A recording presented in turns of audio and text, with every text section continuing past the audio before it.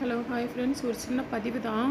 நிறைய பேரண்ட்ஸ் என்ன பண்ணுறாங்க பார்த்தீங்கன்னா, பையன் நல்ல வேலையில் இருக்கானா, பையனுக்கு எவ்வளோ சொத்து இருக்குது, பையன் கூட பிறந்தவங்க எத்தனை பேர், தாய் தகப்பன் இருக்காங்களா, நல்லா அழகாக இருக்கானா, இதை பார்த்து தான் வந்து ஒரு பொண்ணை வந்து கட்டி கொடுக்குறாங்க.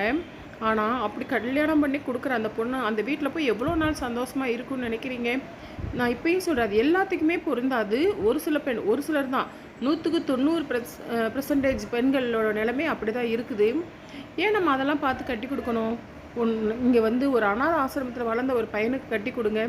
அந்த பையன், ஒரு பொண்ணுக்கு என்னங்க தேவை? கல்யாணம் முடிச்சு போகிற இடங்களில் என்ன தேவை? சொத்து சுகம், உற்றார் உறவினர்கள், மாமனார் மாமியார், இதுதான் தேவைங்களா? அவங்க அன்பான வாழ்க்கை நடத்துறதுக்கு 2 பேருக்குள்ளே ஒருத்தருக்கு ஒருத்தர் ஒரு அன்பான வார்த்தைகள் இருக்கணும். அந்த அந்த அந்த பொண்ணு வாழ போகிற இடத்துல வந்து ஒரு நிம்மதி இருக்கணும். இது தானங்க தேவை. இதை தவிர என்ன தேவை சொல்லுங்கள்? நம்ம பிறக்கிறப்பையும் நம்ம ஒன்றுமே இல்லாமல் தான் பிறக்கிறோம். போகிறப்போ நம்ம உடம்புல ஒரு அண்ணாக்கொடி இருந்தால் கூட அதை அத்துட்டு தான் நம்மளை போட்டு புதைப்பாங்க, தெரியுமா? அப்படி இருக்கிறப்போ ஏன் நம்ம வந்து இவ்வளோ சொத்து சுகம் இருக்கணும், பையன் அழகாக இருக்கணும், இவ்வளோ நல்ல வேலையில் இருக்கணும், இப்படியெல்லாம் பார்த்து நம்ம பொண்ணுக்கும் நம்ம நிறைய இந்த மாதிரி நகை நட்டுகள்லாம் செஞ்சு வச்சு அப்படி போய் கல்யாணம் பண்ணுற இடம் எவ்வளோ நாளுங்க அவங்க சந்தோஷமாக இருப்பாங்க சொல்லுங்கள்? நிறைய பெண்கள் அந்த மாதிரி இருக்கிறது இல்லைங்க. திருப்பியும் சொல்கிறேன், நான் வந்து இது எல்லாத்துக்கும் பொருந்தாது. ஒரு சிலருக்கு சொல்கிறேன். ஒரு சில பசங்கள்லாம் வந்து கல்யாணம் பண்ணிட்டு போய் கொஞ்ச நாளில் வந்து அந்த பொண்ணை எவ்வளோ கஷ்டப்படுத்துகிறாங்க தெரியுமா? அது பத்தாதுன்னு மாமனார் மாமியார் நங்கை நாத்தனா அப்படின்னு சொல்லிட்டு எவ்வளோ பேர் கஷ்டப்படுத்துகிறாங்க தெரியுமா?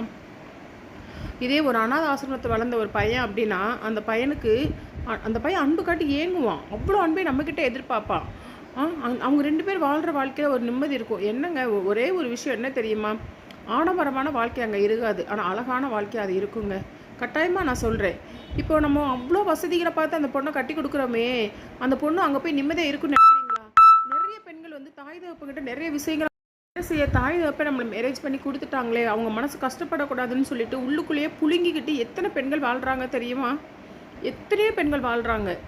அது இல்லாமல் போகிற இடங்களில் நம்ம வீட்டில் நம்ம பொண்ணை நம்ம எப்படி வளர்த்துருப்போம்? ஆனால் அங்கே போய் ஒருத்தவங்களுக்கு அடிமையாக, அதுலேயும் ஹவுஸ் ஒய்ஃபாக, அப்பா கேட்கவே வேண்டாம். வேலைக்கு போகிற பொண்ணா கூட பரவாயில்ல, ஹவுஸ் ஒய்ஃபாக இருக்கிற பொண்ணு போட்டு நம்ம அப்படி மட்டும் போயிட்டேன்னு வச்சுக்கோங்களேன், வீட்டில் யாருமே நம்மளை மதிக்கிறது இல்லைங்க. ஏன் நம்மளை தொட்டு தாலி கட்டிட்டு போட புருஷனே நம்மளை மதிக்க மாட்டாங்க. நிறைய நான் அனுபவிச்சிருக்கிறேன், நிறைய பேரை நான் பார்த்துருக்கவும் செய்கிறேன். அதனால் வந்து அதெல்லாம் வேண்டாங்க. 2 பேரும் அழகாக நிம்மதியாக சந்தோஷமாக அன்பான ஒரு வாழ்க்கை நடத்துறதுக்கு அனாத ஆசிரமத்தில் இருக்கிற பசங்க நல்ல கேரக்டராக அதான் அனாத ஆசிரமத்தில் இருக்கிற பசங்களும் அவ்வளோ நல்ல பேருன்னு சொல்ல முடியாது. உலகத்தில் எல்லாமே நல்லதாக அமைஞ்சிட்டா கெட்டதுங்கிறது ஒரு இல்லாமலே போயிருங்க. அதனால் அதில் நம்ம ஒரு நல்ல பையனாக செலக்ட் பண்ணி அப்படி ஒரு பையனுக்கு நம்ம பொண்ணை கொடுத்தோம் அப்படின்னா அந்த லைஃப் ஃபுல்லாக அந்த பொண்ணு ரொம்ப சந்தோஷமாக, ரொம்ப ஹாப்பியாக, நல்ல ஒரு அன்பான புருஷனோட ஒரு நிம்மதியான வாழ்க்கை வாழ்ந்துக்கிட்டு இருக்குங்க. நீங்களே கொஞ்சம் சிந்திச்சு பாருங்கள். உங்களுக்கு கரெக்டுன்னு பட்டுச்சுன்னா சொல்லுங்கள். Okay friends, okay bye. இது நான் பசங்களுக்கு மட்டும் சொல்லலைங்க, பொண்ணுங்களுக்கு மட்டும் சொல்லலை, பசங்களுக்கும் தான் சொல்கிறேன். பசங்களே வந்து எல்லாமே வந்து எல்லா பொண்ணுங்களும் நல்லவங்க, எல்லா பசங்களும் நல்லவங்க அப்படியெல்லாம் கிடையாதுங்க. எல்லாருமே வந்து எல்லாருக்குள்ளேயும் வந்து ஒரு சுயரூபம்னு ஒன்று இருக்கத்தான் செய்யும், சரிங்களா? அதே மாதிரி அனாதை இல்லத்தில் வளர்ந்த பொண்ணுகளாக இருக்கட்டும், பசங்க வந்து எவ்வளோ பேர் வரதட்சணை கேட்டு பெரிய பெரிய இடங்களை கல்யாணம் பண்ணுறதுக்கு, ஒரு அனாதை ஆசிரமத்தில் வளர்ந்த ஒரு பொண்ணை கல்யாணம் பண்ணட்டும், அந்த பொண்ணுமே வந்து அவ்வளோ அன்பை கொட்டுவாங்க. ஏன்னா வந்து அதெல்லாம் அவங்களுக்கு கிடைச்சிருக்காது. அதாவது அதுக்காண்டி அவங்க ஏங்கிக்கிட்டு இருப்பாங்க, சரிங்களா? நான் பசங்களும் சரி பொண்ணுங்களும் சரி, நான் பசங்களுக்கு மட்டும் சொல்லலை, பொண்ணுங்களுக்கும் தான் சொல்கிறேன். பொண்ணுங்களாக இருக்கட்டும் பையங்களாக இருக்கட்டும், யாராக இருந்தாலும் நம்ம வாழ்க்கையை சூஸ் பண்ணுறது ஒரு நல்ல ஒரு, அதாவது நம்ம அம்மா அப்பா இருக்கிற வீட்டில் இருக்கிற காலகட்டங்கள் கம்மிங்க. ஆனால் நம்ம போய் இப்போ பொண்ணுங்களாக இருக்கட்டும், அதுக்கப்புறம் நம்ம போய் புருஷன் வீட்டில் போய் வாழ போகிற காலங்கள் தான் அதிகமாக இருக்கும், சரிங்களா? அதுலேயும் இப்போ எத்தனை ஹஸ்பண்ட் அண்ட் ஒய்ஃப் வந்து ஜாயின்ட் ஃபேமிலியாக இருக்கிறாங்க? கிடையவே கிடையாது. அவங்கவுங்க கல்யாணம் முடிச்சுட்டு அவங்கவுங்க தனியாக போயிடுறாங்க.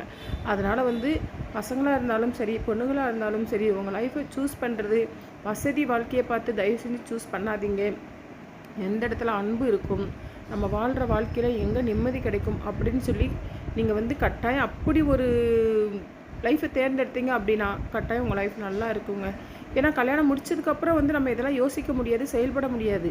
அதுக்கு முன்னாடி நல்லா சிந்திச்சு செயல்பட்டால் தாங்க லைஃப் நல்லாயிருக்கும்.